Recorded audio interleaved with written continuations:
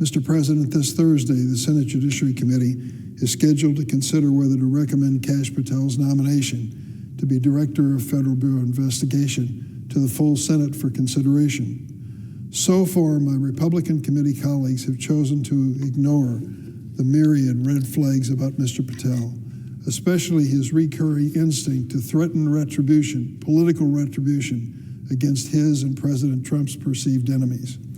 This is a dangerous characteristic for a person who wants to lead the nation's most powerful domestic investigative agency, the FBI. Multiple whistleblowers have disclosed to my staff highly credible information indicating that Mr. Kash Patel has been personally directing the ongoing purge of senior law enforcement officials at the FBI.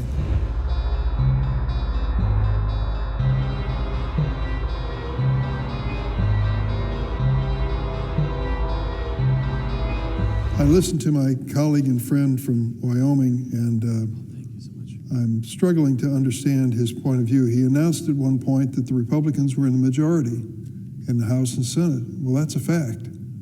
I know it, you do as well.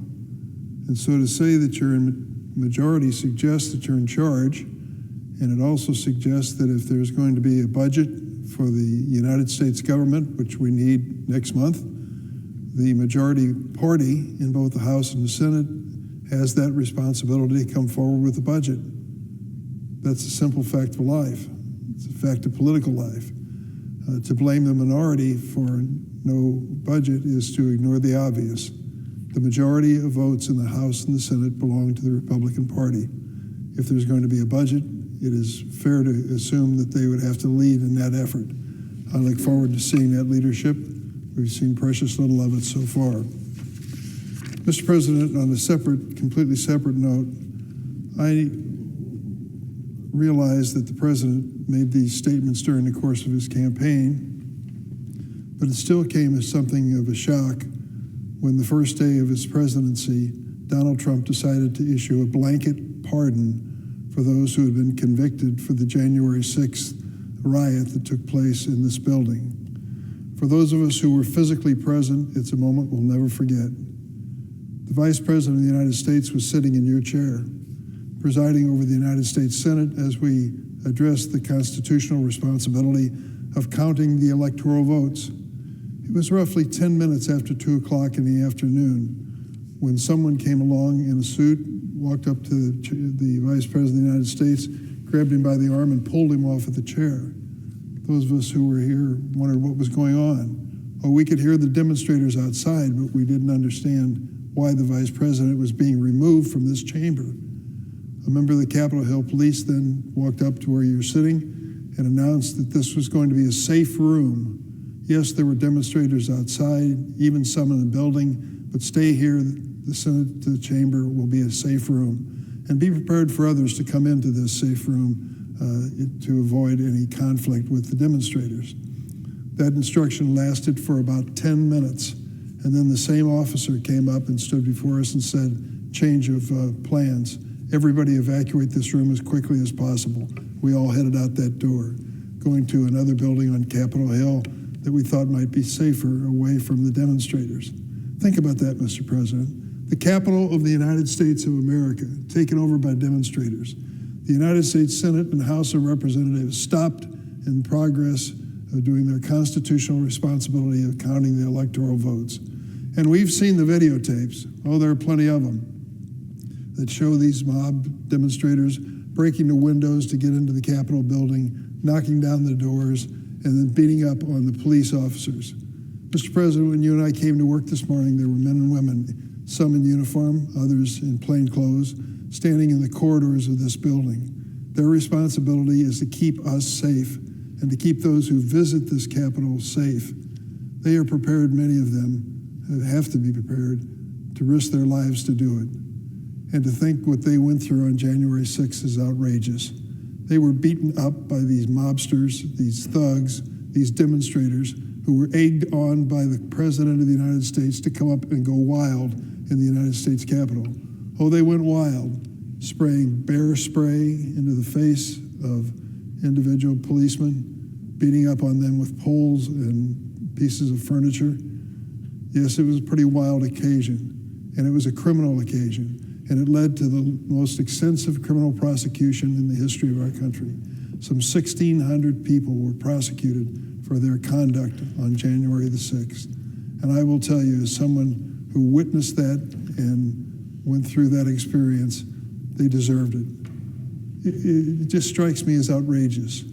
If you heard on the news this afternoon that the Houses of Parliament in London had been invaded by a mob, they had beaten down the doors of the House of Commons and took control of it, you would have said that's impossible. That doesn't happen in a civilized country like England. Well, it certainly shouldn't happen in the United States, and it did, and I witnessed it. And then came the President of the United States in his first day in office, and what did he do? He decided that every single person arrested for a crime related to January 6th should be released with a full and unconditional pardon, and that's what he did. I asked my staff, let's keep track of these people and see what happened to them in the 3 weeks that have passed since the President made that decision. There's some interesting stories, sad stories. Emily Hernandez pleaded guilty to entering and remaining in a restricted building or grounds in relation to her actions on the Capitol on January 6. Ms. Hernandez was seen holding a stolen, broken nameplate of House Speaker Nancy Pelosi. She served 30 days in federal prison and was released. Days after being pardoned by President Trump. She was sentenced to 10 years in prison for a 2022 deadly drunk driving crash in Missouri, during which she collided with a couple, Victoria and Ryan Wilson, who just left dinner celebrating their 15th wedding anniversary. Victoria died in the crash and Ryan sustained serious injuries. Then there's Daniel Ball. Daniel Ball was arrested for throwing, quote, an explosive device that detonated upon at least 25 officers and forcefully shoving police at the Capitol on January 6th. Daniel Ball was in possession of a gun and ammunition as he came into the Capitol, which was illegal considering his criminal background. The Department of Justice dismissed Ball's charges following President Trump's pardon. I have a long list here, and I'm not going to read them all, but there's one in particular, released with a full pardon by President Trump for the January 6 crimes he committed. Guy Reffitt, the first defendant to stand trial on charges related to January 6 Capitol insurrection, was sentenced to 87 months in prison for bringing a firearm into the Capitol on January 6, 2021. Reffitt's 19-year-old son, Jackson, turned him into law enforcement after the attack. Jackson also indicated that Reffitt had threatened to shoot him and his sister Peyton if they reported him to authorities. After receiving a pardon from President Trump, Guy Reffitt attended Kash Patel's Senate Judiciary Committee nomination hearing. Kash Patel is President Trump's nominee to be the director and head of the Federal Bureau of Investigation. Reffitt attended that committee nomination, and here's what he posted on social media afterwards. Remember, a man who was released after he was full pardon, after he was convicted of bringing a firearm into the Capitol on January 6, 2021. Certainly not a casual tourist by any means. Here's what he said on the social media, quote, present and in support of Kash Patel as the leftist commies continue to spew lies, misinformation, and disinformation. My man, clean house Kash, end of quote. So he certainly seems like he learned his lesson, right? Served time in jail, released with a pardon by the president. He's at it again, defying the authorities, defying anyone who disagrees with him politically. Full unconditional pardon from Donald Trump. The reason I wanted to make a note of Mr. Reffitt's history is it is apropos of what I'm going to speak to this morning. Mr. President, this Thursday, the Senate Judiciary Committee is scheduled to consider whether to recommend Kash Patel's nomination to be Director of Federal Bureau of Investigation to the full Senate for consideration. So far, my Republican committee colleagues have chosen to ignore the myriad red flags about Mr. Patel, especially his recurring instinct to threaten retribution, political retribution, against his and President Trump's perceived enemies. This is a dangerous characteristic for a person who wants to lead the nation's most powerful domestic investigative agency, the FBI. I hope that what I revealed today from credible whistleblowers at the highest levels will give my Republican colleagues some pause before it's too late. Multiple whistleblowers have disclosed to my staff highly credible information indicating that Mr. Kash Patel has been personally directing the ongoing purge of senior law enforcement officials at the FBI. Let me remind you, Mr. President, Mr. Patel at this moment in time is not on any public payroll, nor does he have any authority by our government. Listen, on the morning of January 29th, the day before Kash Patel's confirmation hearing, there was a meeting between the acting leadership of the Department of Justice and the FBI. Notes from that morning meeting read, KP wants movement at FBI, reciprocal actions for DOJ. Let me say that again, quote, notes from the meeting, KP wants movement at FBI, reciprocal actions for DOJ. Acting Deputy Attorney General Emil Bove told the participants in this meeting that he had received multiple calls from the White House Deputy Chief of Staff Stephen Miller the night before.